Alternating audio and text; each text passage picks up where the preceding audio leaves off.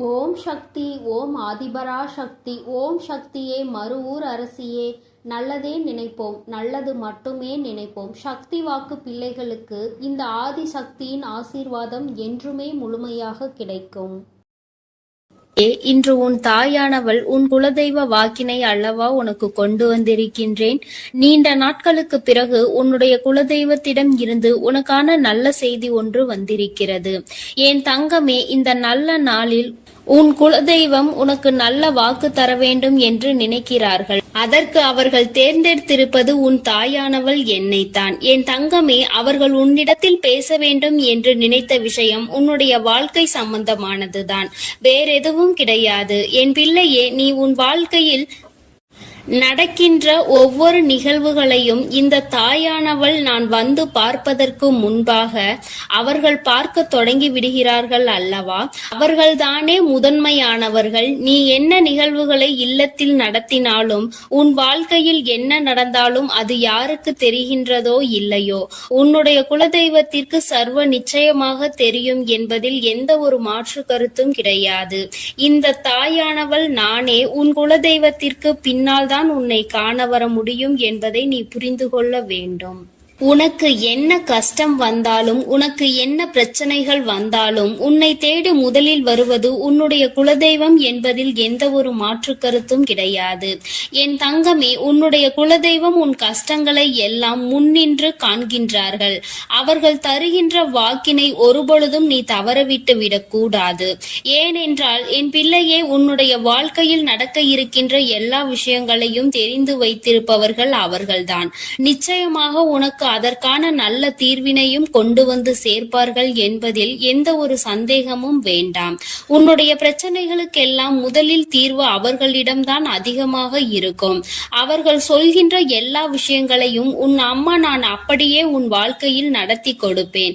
நான் தனித்து நின்று எதையும் உன் வாழ்க்கையில் செய்வது கிடையாது. உன் குலதெய்வத்திடம் இருந்து கருத்து கேட்டுதான் உன் வாழ்க்கையில் என்ன நடத்த வேண்டும் என்ற முடிவுகளை நான் எடுக்க முடியும்.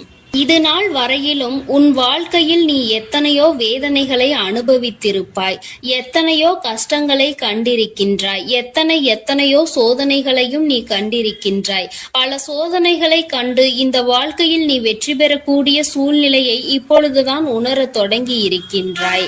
அதனால்தான் இன்று உன்னுடைய குலதெய்வத்தின் வாக்கினை நான் கொண்டு வந்திருக்கின்றேன்.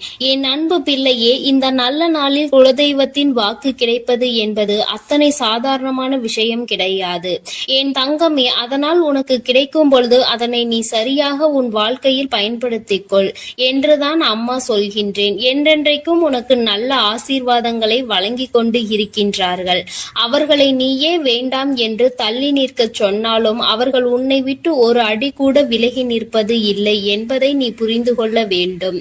என் தங்கமே, எல்லாவற்றிற்கும் முதன்மையாக இருக்கக்கூடிய உன் குலதெய்வம் இன்று உனக்கு தர வந்திருக்கின்ற இந்த வாக்கானது உன்னுடைய வாழ்க்கையில் அதிசக்தி வாய்ந்த வாக்காக இருக்கும். என் குழந்தையால் மறக்க முடியாத நல்ல வாக்காக இருக்கும். என் தங்கமே, நான் எப்பொழுதும் உன்னை தேடி வந்து உன்னோடு பேசிக் கொண்டிருப்பதை உன் குலதெய்வம் கண்டதினால்தான் என் மூலமாக உன்னிடத்தில் பேசுகிறார்கள். அதற்கும் என் பிள்ளைக்கு சந்தேகம் வரும் அல்லவா? குலதெய்வம் என்னிடத்தில் பேச வேண்டியதுதானே, எதற்காக உன் மூலமாக என்னிடத்தில் பேசுகிறார்கள் என்ற சந்தேகம் உனக்கு வரத்தானே செய்யும். என் தங்கமே, உன்னுடைய சந்தேகத்திற்கான பதிலை நான் இப்பொழுதே உன்னிடம் சொல்லிவிடுகின்றேன். நீ என்னோடு அதிக அன்போடு இருப்பதனால் என் மூலமாக உன்னை காண வந்திருக்கின்றார்கள். அப்படியானால் ஒரே நேரத்தில் உன்னுடைய குலதெய்வத்தையும் உன்னுடைய இஷ்ட தெய்வத்தையும் கண்டுவிட்ட பலன் உனக்கு கிடைத்து விடும் அல்லவா? என் தங்கமே, இந்த தாயானவள் உன் வாழ்க்கையில் எந்த அளவிற்கு இடத்தை பிடித்திருக்கிறேன் என்பது நான் நன்கு உணர்ந்த விஷயம்தான். என் பிள்ளையே, நீண்ட நாளாக உன் தாயானவள் உன் வாழ்க்கையில் இருக்கின்ற ஒரு கஷ்டத்தை புரிந்துதான் அதற்கான தீர்வினை கொடுப்பதற்காக வந்திருக்கின்றேன். இனி இந்த வாழ்க்கையில் உனக்கு நல்லது நடக்கும் என்பதை நீ முழுமையாக நம்பிவிட்டாலே போதும். எல்லா கஷ்டங்களிலும் இருந்து உனக்கு நான் நிச்சயமாக ஒரு நல்ல நிலையை கொடுப்பேன். இதில் எந்த ஒரு மாற்று கருத்தும் கிடையாது. எல்லா சூழ்நிலைகளும் உன் வாழ்க்கையில் மாறிவிடும். குலதெய்வம் இன்று உனக்கு தருகின்ற வாக்கினை சரியாக கேட்டுக்கொள். அதை உன்னுடைய மனதிற்குள் நீ பதிய வைத்துக்கொள். என் குழந்தை குழந்தையே, உன் குலதெய்வம் உன்னிடத்தில் சொல்கின்ற முக்கியமான விஷயம், உன் வாழ்க்கையில் பல மாற்றங்கள் ஏற்பட போகிறது என்றுதான் சொல்கின்றார்கள். ஒரு கஷ்டத்தில் இருந்து நீ மீண்டு வரப் போகின்றாய். உன்னை கை நீட்டி பேசிய ஒருவர் உன்னிடத்தில் மன்னிப்பு கேட்கப் போகின்றார். உன் மனதினை காயப்படுத்திய ஒருவர் இன்று வேதனைப்பட்டு கொண்டிருக்கிறார். குலதெய்வத்தின் முன்னால் நின்று யாரெல்லாம் உன்னை சபித்தார்களோ அவர்கள் வாழ்க்கை கேள்விக்குறியாக மாறி நின்று கொண்டிருக்கிறது. இப்படி ஒவ்வொருவரும் அவர்கள் வாழ்க்கையில் செய்திருக்கின்ற விஷயங்களை கண்டு மனம் வேதனை பட போகின்றார்கள். உனக்கு வாழ்க்கையில் கஷ்டம் வந்துவிட்டது என்று எண்ணி வருத்தப்படாமல், என் பிள்ளையே, இனி உன் வாழ்க்கையில் நடப்பது எல்லாமே உன் சந்தோஷத்தை மட்டுமே அடிப்படையாக கொண்டது என்பதை நீ புரிந்து கொண்டால் போதும். என் பிள்ளையே, இந்த வாழ்க்கை உனக்கு கொடுத்தது எல்லாமே இனி உன்னுடைய மனநிலையில் சந்தோஷத்தை கொண்டு வந்து கொடுக்கும் என்பதை நீ புரிந்து கொண்டால் போதும். எல்லோரும் ஒரு நாள் இந்த தாயானவள் என்னுடைய வாழ்க்கையில் என்ன நடத்தி கொடுத்தாள் என்று நிச்சயமாக யோசிக்கின்றபடி உன் வாழ்க்கையில் அம்மா நிச்சயமாக நல்ல விஷயத்தை நடத்தி கொடுப்பேன் என்பதை நீ புரிந்து கொண்டால் போதும். இப்பொழுதெல்லாம் இந்த வாழ்க்கையில் நீ பட்ட கஷ்டங்களுக்காக வேதனைப்பட்டு நின்றாயோ, அந்த நேரத்தில் எல்லாம் உன் குலதெய்வமும் உன் தாயானவள் நானும் உன்னை காக்க வந்திருக்கிறோம் என்பதை ஒரு நாளும் நீ மறந்துவிடக் கூடாது. ஒரு விஷயம் தவறு என்று தெரிந்துவிட்டால் அதை ஒரு நாளும் என் பிள்ளை நீ செய்ய துணியாதே. அதே நேரத்தில் ஒரு விஷயத்தை செய்யும் பொழுது அது உனக்கு சரி என்று தோன்றிவிட்டது என்றால் யார் சொன்னாலும் அதன் பிறகு அதை நீ நிறுத்தி விடாதே.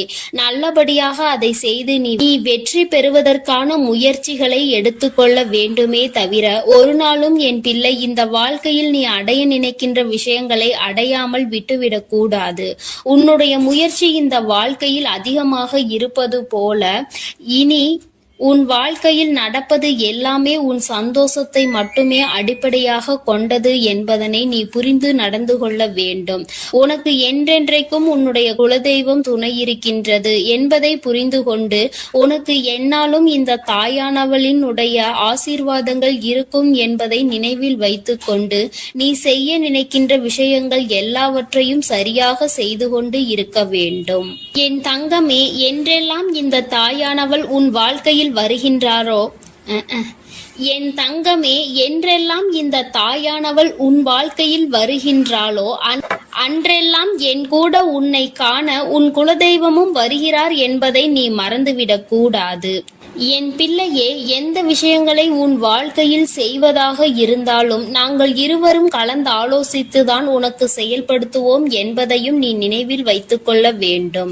என் பிள்ளையே, நீ கேட்பதை தெளிவாக கேட்க வேண்டும். அப்பொழுதுதான் உனக்கு கொடுக்கின்ற தெய்வங்களும் எதையும் யோசிக்காமல் கொடுக்கும் என்பதை நீ புரிந்து கொள்வாய். எதையும் கண்மூடித்தனமாக உனக்கு கிடைக்க வேண்டும் என்று நீ நினைத்து கொண்டிருந்தால் நிச்சயமாக அது உன்னை வந்து சேராது.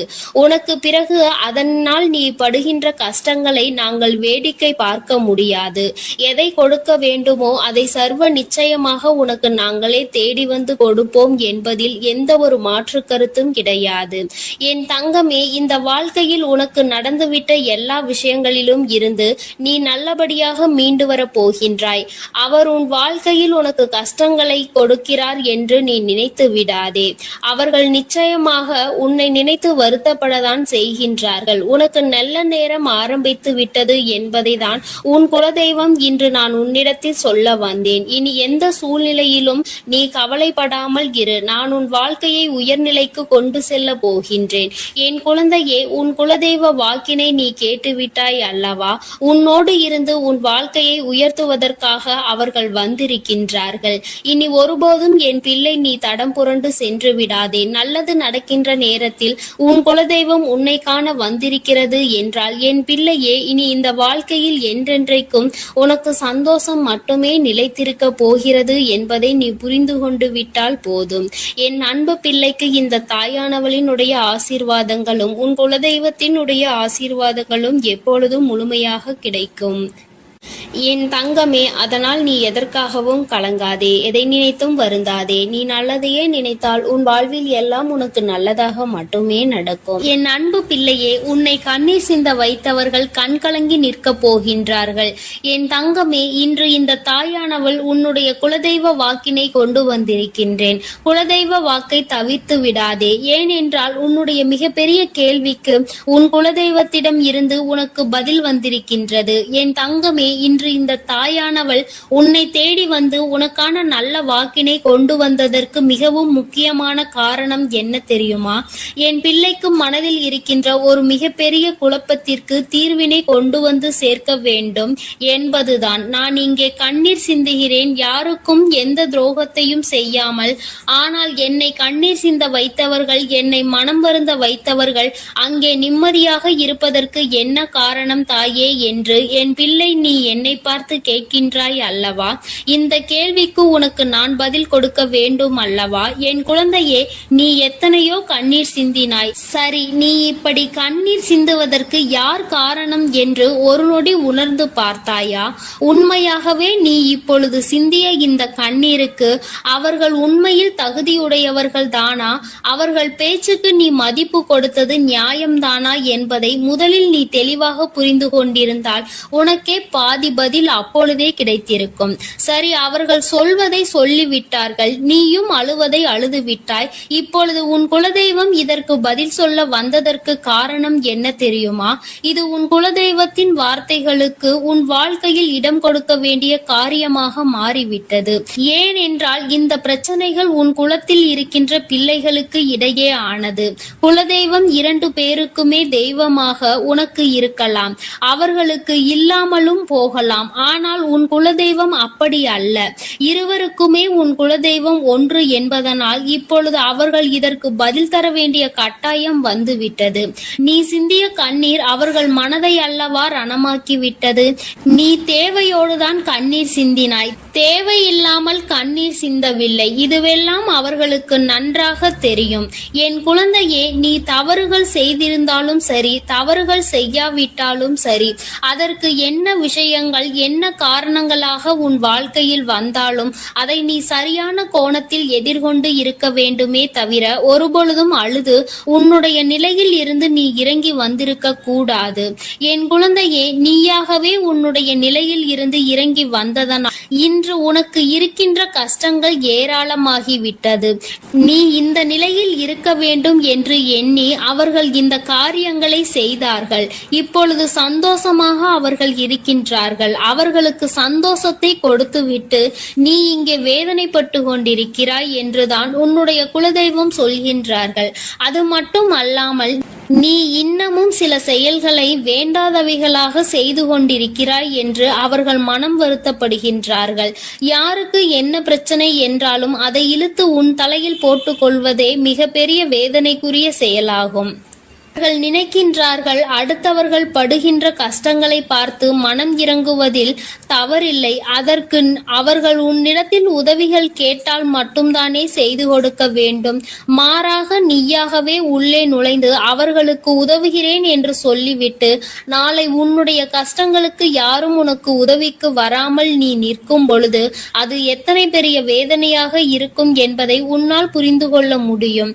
அதற்காக கைமாறு கருதாமல் உதவி செய்ய வேண்டும் என்று சொல்லி இருக்கின்ற பொழுது நீ உதவிகளை செய்யக்கூடாது என்று சொல்கின்றேனே என்று என் பிள்ளை நீ நினைக்கலாம். என் தங்கமே, வாழ்க்கையில் இப்பொழுதெல்லாம் பல மாற்றங்கள் வந்துவிட்டது. முன்பு போல இப்பொழுது இருக்கின்றவர்கள் எல்லாம் இல்லை. ஒரு உதவியை செய், அதற்கு கைமாறு எதிர்பார்ப்பது மட்டும் அல்லாமல் அந்த உதவிகளை செய்தவர்களுக்கே குழி தோண்ட நினைப்பதுதானே இப்பொழுது இருக்கின்ற மனிதர்களின் மனநிலையாக இருந்து கொண்டிருக்கிறது.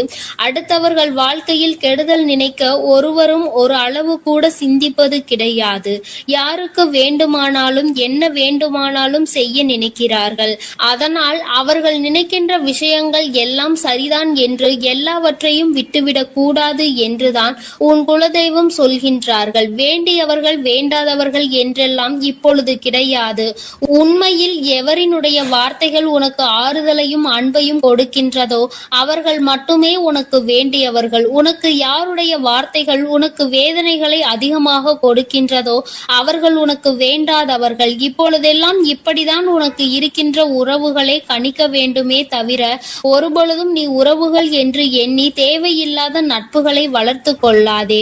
என் பிள்ளையே, தெரியாதவர்கள் கூட ஓடி வந்து உதவிகளை செய்து கொடுத்து விடுவார்கள். தெரிந்தவர்கள் இங்கே உதவிகளை செய்வது கிடையாது. தெரிந்தவர்கள் தான் அடுத்தவர்களுக்கு உதவிகளை செய்தால் எங்கே அவர்கள் வாழ்க்கையில் முன்னேற்றம் வந்துவிடுமோ என்று எண்ணி அதை செய்ய மறுக்கின்றார்கள். என் தங்கமே, இதையெல்லாம் இனிமேல் உன் வாழ்க்கையில் நடக்க இருக்கின்ற விஷயங்கள்.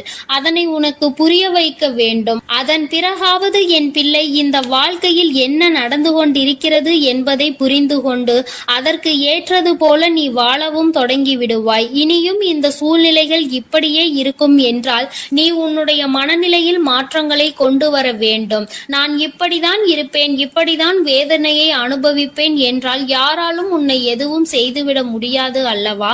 உன்னுடைய குலதெய்வம் அதை தான் சொல்லி அங்கே வேதனைப்பட்டு கொண்டிருக்கின்றார்கள். அதனால் என் குழந்தையே, இனி ஒருபொழுதும் இந்த வாழ்க்கையில் உனக்கு கிடைத்த கஷ்டங்களை எண்ணி வேதனைப்படாமல் இனி உன்னுடைய வாழ்க்கையில் உன்னை தூக்கி நடத்துகின்ற தெய்வமாக நான் இருப்பேன் என்பதை நீ மனதில் வைத்து கொண்டு உனக்கு செய்கின்ற விஷயங்களை எல்லாம் பார்த்து நீ கணக்கில் எடுத்துக்கொள்ள வேண்டாம். யாரை விட்டுவிட வேண்டும் என்பது உன்னுடைய கையில் தான் இருக்கிறது. எல்லாவற்றிற்கும் மேலாக இந்த வாழ்க்கை உனக்கு கொடுக்க நினைத்த சோதனைகளை எல்லாம் நீ கடந்து வந்து யார் உன்னை அள வைத்தார்களோ அவர்கள் முன்னிலையில் நீ வாழ்ந்து காட்ட வேண்டும். உன் குலதெய்வம் இன்னொன்றையும் சொல்லி இருக்கின்றார்கள். உன்னை கண்ணீர் சிந்த வைத்தவர்கள் அங்கே மிகுந்த மனவேதனைக்கு ஆளாகி நிற்கப் போகின்றார்கள். அடுத்தவர்களுக்கு வேதனையை கொடுப்பதற்கு முன்பாக சற்று சிந்தித்து இருந்தால் இன்று அவர்கள் நல்ல நிலைக்கு வந்திருப்பார்கள். ஆனால் அவர்கள் இன்று உன் குலதெய்வத்தின் கையால் தண்டனை பெறுவதற்கு தயாராக நிற்கின்றார்கள். இனியாவது இந்த வாழ்க்கையை பற்றிய கவலை மற்றவர்கள் மீது செலுத்தாமல் உனக்கு நல்லபடியாக இருக்கும் என்பதை நீ மனதார நம்பிவிட்டால் போதும். எப்பொழுதுமே உனக்கு மன நிம்மதி கிடைக்கும். உன் குலதெய்வம் உனக்கு துணையாக இருக்கின்றது. உன் குலத்தில் இருக்கின்றவர்கள் தானே என்று அவர்கள் யாரையும் விட்டுவிடுவதில்லை. அவர்கள் தவறு செய்கின்றவர்களுக்கு தண்டனை என்ற ஒன்று எப்பொழுதும் கிடைத்தே தீரும் என்றுதான் சொல்கின்றார்கள். அந்த தண்டனையை அவர்கள் இந்த வாழ்க்கையில் அனுபவித்தே தீருவார்கள் என்பதிலும் எந்த மாற்று கருத்தும் கிடையாது. எதுவாக இருந்தாலும் இல்லையே, நீ மட்டும் மனதார எந்த துரோகத்தையும் செய்து விடாதே. இனி இந்த வாழ்க்கை உனக்கு நல்லதை கொடுக்க வேண்டும் என்றால் கெட்ட மனிதர்களிடம் இருந்து சற்று ஒதுங்கி இருக்க பழகிக்கொள். அவர்களை பற்றி தெளிவாக புரிந்து கொண்டு அவசரப்பட்டு நீ அழுது உன்னுடைய பலவீனத்தால் உன் சந்தோஷத்தை நீயே இழந்து விடாதே. என் அன்பு பிள்ளைக்கு இந்த தாயானவளினுடைய ஆசீர்வாதங்களும் உன் குலதெய்வத்தினுடைய ஆசீர்வாதங்களும் எப்பொழுதும் முழுமையாக கிடைக்கும். என் தங்கமே, அதனால் நீ எதற்காகவும் கலங்காதே, எதை நினைத்தும் வருந்தாதே. நீ நல்லதையே நினைத்தால் உன் வாழ்வில் எல்லாம் உனக்கு நல்லதாக மட்டுமே நடக்கும். என் அன்பு பிள்ளையே, இன்று உன்னுடைய குலதெய்வத்திடம் இருந்து ஒரு முக்கியமான செய்தியோடு வந்திருக்கிறேன். அவர் உன்னுடைய வாழ்க்கை சம்பந்தமான ஒரு செய்தியினை தான் கொண்டு வந்திருக்கிறார். என் தங்கமே, என் மூலமாக அதனை உனக்கு தெரிவிக்க வேண்டும் என்று அவர்கள் ஆசைப்படுகின்றார்கள். ஏனென்றால் இந்த வராகியாகிய என்னுடைய ஆசீர்வாதங்களும் என்னுடைய உதவியும் சேர்ந்து உனக்கு கிடைக்க வேண்டும் என்று அவர்கள் நினைக்கின்றார்கள். அதனால் தான் என் மூலமாக உனக்கு அதனை தெரிவிக்க நினைக்கின்றார்கள். என் குழந்தையே, உன்னுடைய வாழ்க்கை இன்றிருக்கின்ற சூழ்நிலையை பார்த்து அவர்கள் மிகுந்த மனவேதனை அடைகின்றார்கள். ஏனென்றால் தேவையில்லாத அர்த்தமில்லாத கோபங்களினால் உன்னுடைய வாழ்க்கை இன்று தலைகீழாக மாறி கிடக்கின்றது. உன்னுடைய உண்மையான அன்பினை ஏற்றுக்கொள்ள முடியாமல் அதற்கு மதிப்பு கொடுக்காமல் தேவையில்லாத கோபதாபங்களால் உன்னை பிரிந்து உன்னுடைய உறவுகள் இருந்து கொண்டிருக்கிறது. என் தங்கமே, உன்னுடைய குலதெய்வம் இவற்றையெல்லாம் பார்த்து கொண்டுதான் இருக்கிறது. அவர்களுக்கு தெரியும் அல்லவா யார் மீது தவறு இருக்கின்றது, யார் மீது தவறு இல்லை என்று. என் தங்கமே, உன் மீது தவறு இல்லை என்பதை அவர்கள் நன்றாக புரிந்து கொண்டுதான் இப்பொழுது உன்னோடு பேச, உனக்கு நல்ல வாக்கு கொடுக்க, உன் மனதிற்கு நல்ல ஆறுதல் கொடுக்க வந்திருக்கின்றார்கள். உன்னுடைய மனதில் இருக்கின்ற வேதனைகளை அவர்களை விட வேறு யாராலும் உணர்ந்து கொள்ள முடியாது. உன்னுடைய குலத்தினை காக்கின்ற தெய்வம் இன்று நீ உன்னுடைய குலத்தோடு ஒன்றுபட்டு இல்லாமல் பிரிவினையில் இருப்பதைக் கண்டு அவர்கள் சிறிது மனவேதனையில் இருந்து கொண்டுதான் இருக்கின்றார்கள். ஆனாலும் உன் மீது தவறு இல்லை, உன்னை சுற்றி இருப்பவர்கள் மீதுதான் தவறு இருக்கின்றது. நயவஞ்சகத்தால் உன்னை வீழ்த்த நினைத்தவர்களை தான் நீ விட்டு பிரிந்திருக்கிறாய் என்பதும் அவர்களுக்கு நன்றாக தெரியும். அதனால்தான் அந்த நயவஞ்சகர்களை விட்டுவிட்டு உன்னிடம் பேசுவதற்காக ஆசைப்படுகின்றார்கள். என் குழந்தையே, அவர்கள் சொன்னதை நான் உன்னிடம் சொல்கிறேன், கேள். என் பிள்ளையே, நீ உன்னுடைய வாழ்க்கையை நல்லபடியாக இந்த தாய் நான் உன்னுடைய குலதெய்வம் அமைத்து கொடுத்தபடி தான் வாழ வேண்டும் என்று ஆசைப்படுகின்றாய். ஆனால் உன்னை சுற்றி இருப்பவர்கள் உன்னை வாழ விடாமல் தடை செய்து கொண்டிருக்கின்றார்கள். நீ என்ன செய்தாலும் உனக்கு இடைஞ்சல்கள் தான் கொடுத்து கொண்டிருக்கின்றார்கள். அவர்கள் என்னை தான் வணங்குகிறார்கள். நான் அவர்களுக்கு நல்ல புத்தியை தான் கொடுத்தேன். ஆனால் அவர்கள் தீய வழியை தான் நாடி செல்கின்றார்கள். நான் எத்தனையோ முறை அவர்களை நல்வழிப்படுத்துவதற்கு பல வாய்ப்புகளை ஏற்படுத்தி கொடுத்து பார்த்தேன். ஆனாலும் அந்த வாய்ப்புகளை அவர்கள் சரியாக பயன்படுத்தி கொள்ளவில்லை. நீ என்ன சொல்வது, நான் என்ன கேட்பது என்பது போல நடந்து கொண்டிருக்கின்றார்கள். என் தங்கமே, உன்னுடைய குலதெய்வம் எனக்கே அவர்கள் இத்தனை மரியாதை தான் வைத்திருக்கிறார்கள் என்றால் உன்னை அவர்கள் எந்த அளவிற்கு நடத்துவார்கள் என்று எனக்கு புரிந்து கொள்ள முடிகிறது. அவர்களினுடைய மனநிலை, அவர்களினுடைய போக்கு எதுவும் உன் தாயானவள் எனக்கு பிடிக்கவில்லை. நான் அவர்களுக்கு கொடுத்த வாய்ப்பினை அவர்கள் தவற விட்டு விட்டார்கள். இனிமேல் நான் உன் குலத்தை காக்கின்ற தெய்வமான அவர்களுக்கான தண்டனையை நான் கொடுக்க வேண்டியதாக இருக்கின்றது. நான் சில தண்டனைகளை மறைமுகமாக கொடுத்து பார்த்தேன். ஆனால் அந்த தண்டனையை அவர்கள் கொஞ்சம் கூட மதிக்கவும் இல்லை. அந்த தவறுகளை திரும்ப திரும்ப செய்து கொண்டேதான் இருக்கின்றார்கள். அவர்கள் என்னவோ அவர்களுக்கு நடந்ததெல்லாம் ஒரு பெரிய விஷயமாக தெரியாதது போல நடந்து கொண்டு திரிகின்றார்கள். என் தங்கமே, நீ வேதனைப்படாதே. உன்னை சுற்றி உன்னை காயப்படுத்துபவர்களுக்கானது இனிமேல் அவர்கள் கைகளில் வந்து சேரும். நீ நன்றாக இருக்க மாட்டாய் என்று சொன்ன வாய் அவர்களை அவர்களே அழிக்க போகின்றார்கள். என் தங்கமே, நீ நினைக்கலாம் நம் குலதெய்வம் அவர்களுக்கு இது போன்ற வழிகளை செய்யக்கூடாது, அவர்களுக்கு இது போன்ற காயத்தினை ஏற்படுத்த கூடாது என்று நீ நினைக்கின்றாய். ஏனென்றால் உன்னுடைய மனது அத்தகைய நல்ல மனதல்லவா? எல்லோருக்குமே நல்லதை மட்டுமே செய்ய வேண்டும் என்று நினைத்தாய் அல்லவா? நீ நினைத்ததன் பலன்தான் இன்று அனுபவித்துக் கொண்டிருக்கிறாய். ஆனால் நீ நினைத்தது யாருக்காக என்பதை ஒரு முறை சிந்தித்திருக்க வேண்டும். நயவஞ்சக கூட்டம் சூழ்ச்சிகளினால் மற்றவர்களை வீழ்த்தி விடலாம் என்று நினைக்கின்ற கூட்டம் எத்தனை கஷ்டங்கள் எத்தனை சோதனைகளை கொடுத்தாலும் அதிலும் திருந்தாத கூட்டம். அவர்களுக்காக அல்லவா நீ உதவிகளை செய்ய நினைக்கின்றாய்? அவர்களுக்காகத்தானே இப்போது இறக்கப்படுகின்றாய்? நீ செய்த நன்றியை ஒரு சிறிதளவு கூட மதிக்காதவர்கள் நீ செய்த உதவியை ஒரு சிறு துளியேனும் மதிக்காமல் உனக்கு ஒரு சிறு துளி கூட நன்றி என்கின்ற உணர்வினை காட்டாமல் இருக்கின்றார்கள். எத்தனை செய்தாலும் இனியும் அவர்களுக்கு அந்த நன்றி இருக்க போவதில்லை. எதிர்பார்ப்பதும் தவறான விஷயம். ஏனென்றால் அவர்களுக்கு மனித குணம் என்பது இல்லாமல் போய்விட்டது. அவர்கள் தீய சக்தியின் பிடியில் இருந்து கொண்டிருக்கின்றார்கள்.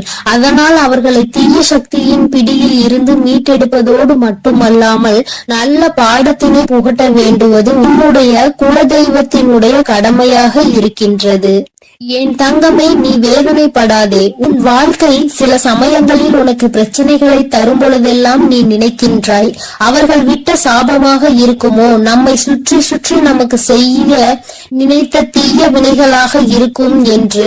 என் தங்கமே, நிச்சயமாக அவர்களின் சாபங்களோ அவர்கள் தீய வினைகளும் ஒருபோதும் உன் வாழ்க்கையில் பலிக்காது. இதுவரை பலிக்கவும் இல்லை. உன்னுடைய வாழ்க்கையில் நடந்து கொண்டிருக்கின்ற பிரச்சனைகளுக்கு உன்னோடு இருப்பவர்களே காரணமாக இருக்கின்றார்கள். அர்த்தமற்ற கோபங்கள், தேவையில்லாமல் மற்றவர்களின் பேச்சை கேட்பது, இது போன்ற செயல்களால் உன்னுடைய உண்மையான அன்பினை வெறுத்து ஒதுக்கி இப்பொழுது வாழ வழியில்லாமல் தவித்து நின்று கொண்டிருக்கிறார்கள். உன்னை பிரிந்தவர்கள் நன்றாக இருக்கின்றார்கள் என்று நீ ஒருபோதும் எண்ணி விடாதே. நான் என் குழந்தையை வேதனைப்படுத்தியவர்களுக்கு நிச்சயமாக சந்தோஷத்தினை ஒருபோதும் வழங்கிவிட மாட்டேன். அது எத்தனை பெரிய தவறு என்பதை அவர்கள் நிச்சயமாக உணரும் வரை இந்த தாயானவள் அவர்களுக்கு பாடத்தினை புகட்டிக் கொண்டுதான் இருப்பேன். என் குழந்தையே, உன்னுடைய குலதெய்வமான நான் இனிமேல் உன் வாழ்க்கையில் நடக்கின்ற பல நல்ல நிகழ்வுகளுக்கு பொறுப்பெடுத்துக் கொள்கிறேன். நீ சந்தோஷமான மனநிலைக்கு மாற போகின்றாய். உனக்கு தீங்கு செய்ய நினைத்தவர்கள் அதற்கான பலனை அனுபவிக்க போகின்றார்கள். உன்னை விட்டு பிரிந்த வாழ்க்கை மீண்டும் உன்னிடமே வந்து சேரப் போகின்றது. நீ உனக்கு யாரெல்லாம் நல்லது செய்யவில்லை, உன்னை பழிவாங்க வேண்டும் என்று நினைத்தார்கள், உனக்கு தீங்கு செய்ய வேண்டும் என்று நினைத்தார்கள் என்று நினைக்கிறாயோ, அவர்களை எல்லாம் நினைப்பதை முதலில் நிறுத்திவிடு. அவர்களை எல்லாம் ஒரு ஆளாக நீ மதிக்கவே வேண்டிய அவசியம் இல்லை. உன் முன்னால் வந்து நின்றால் கூட யாரோ என்று கடந்து சென்று கொண்டே இரு. ஒருபோதும் அவர்களினுடைய உறவை நீ ஒட்டிக்கொள்ள வேண்டும் என்று நினைக்க தேவையில்லை. இந்த உறவு உன் வாழ்க்கை முழுவதும் தொடரப்போவதும் இல்லை. நிச்சயமாக ஏதாவது ஒரு இக்கட்டான கட்டத்தில் உன்னை யார் என்று தெரியாதது போல நடந்து கொள்வார்கள். நிறைய அதற்கான வாய்ப்புகள் இருக்கின்றது. இன்றிருக்கின்ற மனிதர்களின் மனநிலை எல்லாம் அப்படிதான் இருக்கிறது. எல்லாம் தனக்கு மட்டும்தான், வேறு யாருக்கும் எதுவும் கொடுக்க கூடாது என்ற எண்ணம் அவர்களுக்குள் இருக்கும் வரை அவர்கள் வாழ்க்கையில் ஒருபோதும் எந்த ஒரு முன்னேற்றத்தையும் கண்டுவிட முடியாது. என் குழந்தைகளை நான் என்னுடைய குடும்பம் ஒற்றுமையாக இருக்க வேண்டும் என்றுதான் ஆசைப்பட்டேன். ஆனால் அதில் இது போன்ற நயவஞ்சகர்கள் இருக்கும் பொழுது நானே ஒற்றுமையாக இருப்பதே எப்படி என்று யோசிக்க ஆரம்பித்து விட்டேன். இது போன்ற நயவஞ்சகர்களின் பிடியில் என்னுடைய குழந்தை சிக்காமல் இருப்பதே நல்லது என்பதை உணர்ந்து கொண்டேன். எனக்கு என்ன கஷ்டம் வந்தாலும் என்னுடைய குலதெய்வம் என்னை கைவிடாது, என்னை நிச்சயமாக காப்பாற்றும் என்று நீ நல்ல எண்ணத்தோடு நினைக்கின்றாய் அல்லவா? நிச்சயமாக உன்னை ஒருபோதும் நான் கைவிட மாட்டேன். அதே சமயத்தில் உன் குடும்பத்திலேயே இருப்பவரே அவருக்கு நல்லது செய்வேன் என்று நினைத்து கொண்டு அவர் மனதில் எந்த ஒரு நல்ல எண்ணங்களும் இல்லாமல், நேர்மை என்பது துளி கூட இல்லாமல் செயல்களை செய்து கொண்டு இருக்கும் பொழுது ஒருபோதும் என்னுடைய ஆசிகள் அவர்களுக்கு கிடைக்காது. என் தங்கமே, உன்னுடைய குலதெய்வத்தினை வாக்கினை கேட்டாய் அல்லவா? ஒருபோதும் உனக்கு நயவஞ்சகத்தை செய்பவர்கள், உனக்கு துரோகத்தை செய்ய நினைப்பவர்களுக்கு அவர்கள் ஒருபோதும் துணை போகவும் மாட்டார்கள். அவர்களுக்கு எந்த ஒரு நல்ல விஷயங்களையும் செய்து கொடுக்கவும் மாட்டார்கள். உன்னுடைய உண்மையான பக்திக்கு நிச்சயமாக அவர்கள் நல்ல பலனை கொடுப்பார்கள். அதனால் நீ துரோகிகளை நினைத்து வருத்தப்படாதே, அவர்களை நினைத்து வேதனைப்படாதே. என்ன வேண்டுமானாலும் அவர்கள் செய்துவிட்டு போகட்டும். உன்னுடைய குலதெய்வத்தோடு இந்த வராகியும் உனக்காக எப்பொழுதும் நிற்கும் பொழுது நீ எதற்காகவும் வருந்த கூடாது. அவரவர் செய்கின்ற காரியங்களுக்கான பலனை நிச்சயமாக அவரவர்களே அனுபவிப்பார்கள். அவை எல்லாம் இனி உன் கண் முன்னே நிகழும் என்பதில் எந்த ஒரு மாற்று கருத்தும் கிடையாது. தன்னுடைய வினையை தானே சுமந்துவிட்டு செல்லட்டும். நீ இது போன்ற மனிதர்கள் இடையே ஒருபோதும் பழக்கத்தை வைத்துக் கொள்ள வேண்டாம். இனியும் இந்த நட்பு தொடருவதனால் எந்த ஒரு பயனும் இல்லை என் செல்ல குழந்தையே. அதனால் நீ கவனமாக இரு. நானும் உன் குலதெய்வமும் எப்போதும் உன்னோடே இருக்கிறோம். நீ எதற்காகவும் கலங்கி நிற்க வேண்டாம். நான் உங்களோடு இருந்து உங்களை எப்பொழுதும் வழிநடத்தி சென்று கொண்டேதான். என் அன்பு குழந்தைக்கு இந்த ஆதிபரா சக்தியின் அன்பும் ஆசீர்வாதமும் முழுவதுமாக கிடைக்கும். ஓம் சக்தி, ஓம் ஆதிபரா